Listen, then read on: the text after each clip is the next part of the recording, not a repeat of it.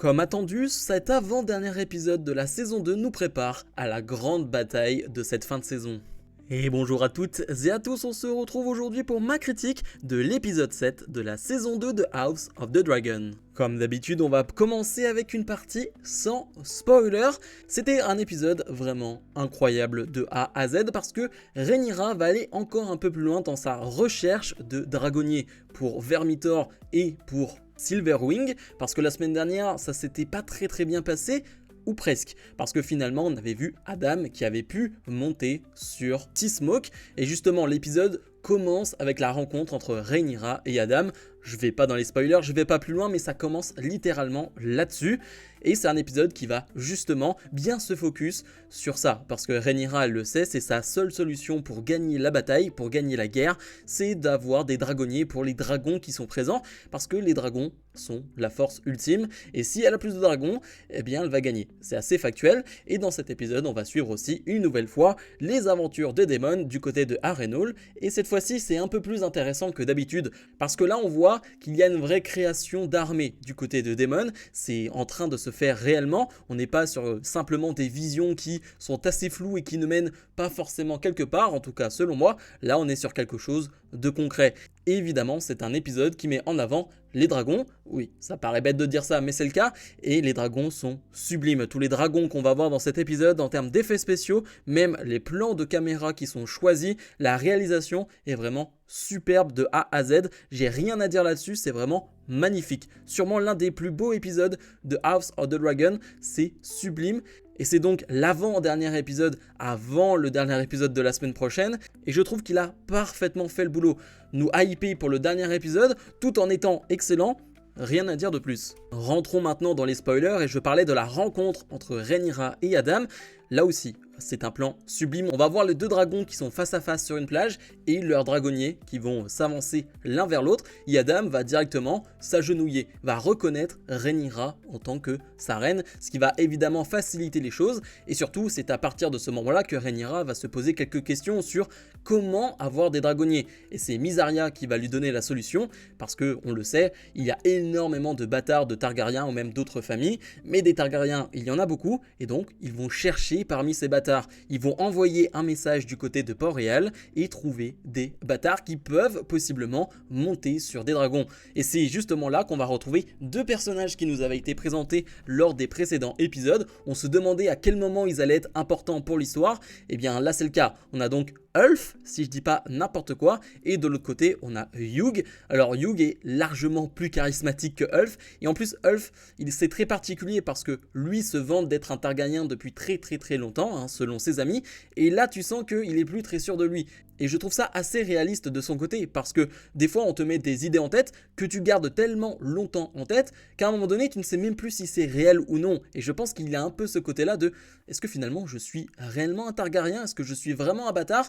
Donc c'était hyper intéressant comme réaction, et ils vont finalement aller du côté de Père Dragon pour rejoindre Rhaenyra et pour subir un test entre guillemets avec Vermithor pour savoir qui va pouvoir lui grimper dessus. Parce qu'évidemment, si Vermithor ne te choisit pas, eh bien tu meurs. Donc c'est assez chaud, et Vermithor sublime, hein. Vraiment c'est un animal gigantesque, ils le disent, hein, c'est le deuxième dragon le plus grand derrière Vhagar, donc ce n'est pas rien.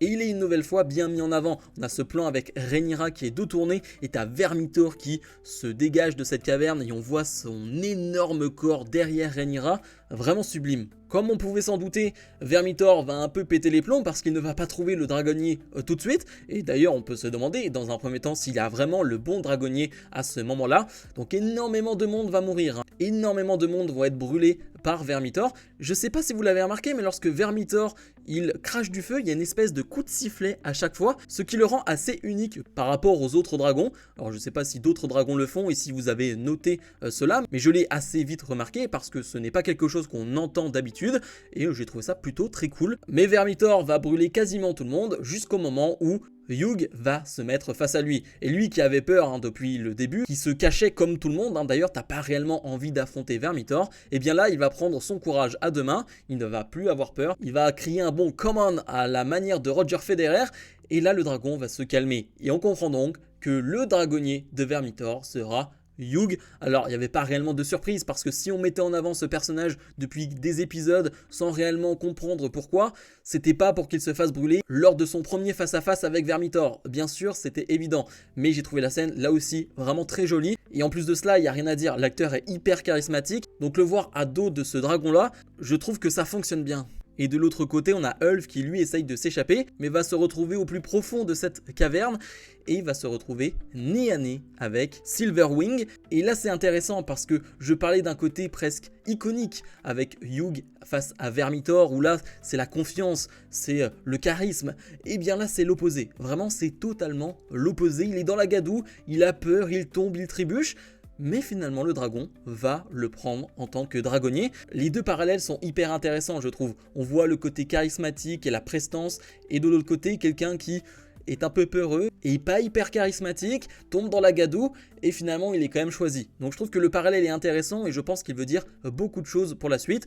Alors je ne sais pas quoi, même si j'ai été spoilé d'un énorme truc que je ne dirai pas ici, mais c'est un très gros truc. Du coup, Ulf va voler à dos de dragon sur Port-Réal, ce qui va vraiment beaucoup énerver Aemond, qui va lui aussi prendre le dos de Vhagar, qui va s'en aller, qui va le pourchasser.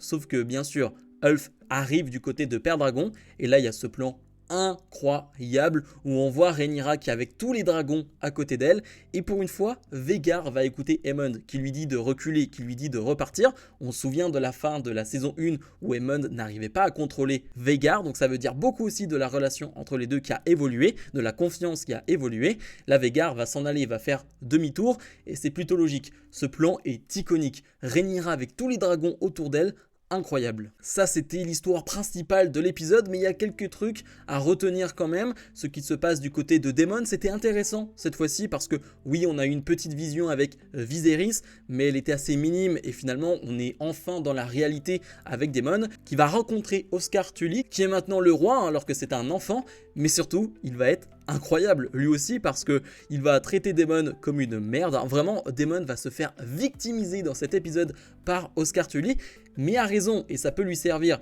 parce qu'en fait il va lui faire énormément de reproches et il va lui mettre face à ses erreurs. Il va l'obliger à tuer l'un de ses alliés qui avait tué de manière barbare des gens innocents, et donc Daemon va devoir le tuer, sinon les Tully ne vont pas le rejoindre dans la guerre, donc il est obligé de faire ça. Et donc il y a une espèce de rédemption de la part de Daemon. Alors c'est pas énorme non plus, mais le voir se faire victimiser par un enfant qui comprend toute la situation, et il le dit à plusieurs reprises, oui j'ai pas d'expérience etc, mais on va voir qu'il gère plutôt bien la situation et qu'il gère plutôt très bien Daemon. Mais au moins la chose à retenir c'est que Daemon a une armée. On a l'armée des dragons pour Rhaenyra et là on a une armée au sol pour Daemon. On espère et on pense quand même que les deux vont vraiment s'allier pour la fin de saison. Allez, 2-3 petites choses aussi, on a une Alicent qui a quitté Port-Réal et qui est seule, avec simplement un chevalier. Elle est dans la nature, on la voit se baigner, elle a besoin de cette tranquillité là, et elle le dit, c'est même pas sûr qu'elle reviendra du côté de Port-Réal. Ça veut dire énormément de choses, elle en a eu marre de cette pression, de toute cette tension, et puis de toute façon elle n'a plus de pouvoir, donc elle n'a plus vraiment d'intérêt à être du côté de Port-Réal, mais c'est pas anodin de la voir réagir de cette manière là. On a eu aussi un petit moment avec Aegon qui a réussi à marcher. Alors c'est très difficile et on a presque de la peine, de la pitié pour lui tellement il souffre, tellement il est dans le dur, dans le mal. Et on a surtout une nouvelle fois un Larys qui va venir le voir, et une nouvelle fois la relation est plutôt bonne entre les deux et assez émouvante parce que Larys sait très bien ce qu'est en train de vivre Aegon, d'être handicapé, de ne pas pouvoir être à 100% et ça pour le reste de sa vie, et tu sens qu'il y a vraiment une relation de confiance entre les deux. Alors de base c'est pas quelque chose qu'on aime bien, mais là de ce côté là, de voir qu'ils se comprennent les deux et que Larys comprend les réactions de Aegon, il cherche à l'aider, moi j'ai trouvé ça assez touchant et c'est une relation que j'apprécie. Et puis on a tout ce qu'il se passe avec Corlys, avec ses fils qui ne sont pas ses fils, donc Adam et Aline. C'est un peu flou là aussi, on sait pas trop ce qu'il veut réellement parce qu'il ne dit pas réellement que c'est leur père, mais tout le monde comprend la situation, sait que c'est leur père. Corlys sait que c'est ses enfants, mais voilà, on reste dans le flou, on va pas plus loin, on n'en dit pas plus. Et on a aussi Rhaena qui va partir à la recherche du dragon sauvage du côté du Val, et ça aussi, je pense que ça ira pour le dernier épisode. Je serais pas étonné de voir une Rhaena qui arrive à dos de dragon dans cette grosse bataille. Je pense avoir été précis pour une fois. En tout cas, j'ai parlé de l'histoire principale et je pense que c'est ce qui compte le plus. Ouais, c'était un vrai bon épisode. C'est déjà le dernier épisode la semaine prochaine et je suis dégoûté, vraiment dégoûté, parce que c'est un bonheur chaque semaine de suivre et de faire des théories, d'imaginer des choses. Même si je suis pas très bon là-dedans, bah c'est quand même une série qui te permet de faire des théories, d'imaginer plein de choses. Et là, ça va me manquer. Donc on va bien profiter de l'épisode la semaine prochaine. Bref, comme d'habitude, n'oubliez pas de mettre un maximum de pouces vers le haut, de vous abonner. Et nous, on se retrouve dans la semaine pour d'autres critiques. Salut, salut!